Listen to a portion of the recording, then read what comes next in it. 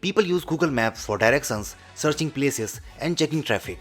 But despite using it so much, most people still don't know some of the best Google Maps gestures.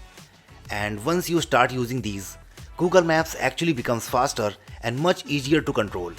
So here are some hidden Google Maps gestures you should definitely start using.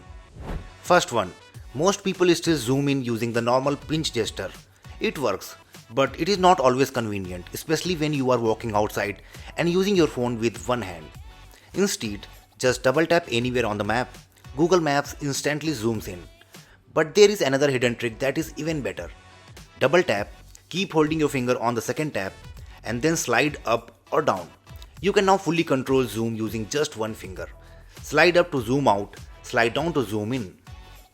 Again, most people use pinch gesture to zoom out. But Google Maps has another gesture for that too. Just tap using two fingers. Now this gesture is seriously underrated. Most people only use Google Maps in the normal flat view. But there is actually a much better navigation view hidden inside Maps.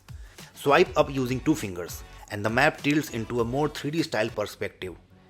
It shows roads and directions in a much more natural way, especially while driving.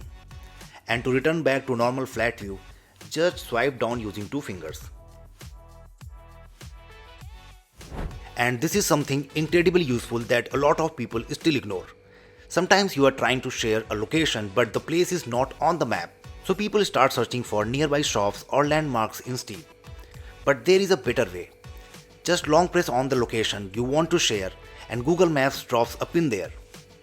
From there, you can share the exact location, save it or start navigation. This becomes super useful in places that are hard to explain normally. Sometimes you accidentally rotate the map and then try to fix it manually like this. But you actually do not need to. Just tap the compass icon once and it goes back to normal. That's it for this video. If you found this video helpful, don't forget to like and subscribe. Thanks for watching and I will see you in the next one.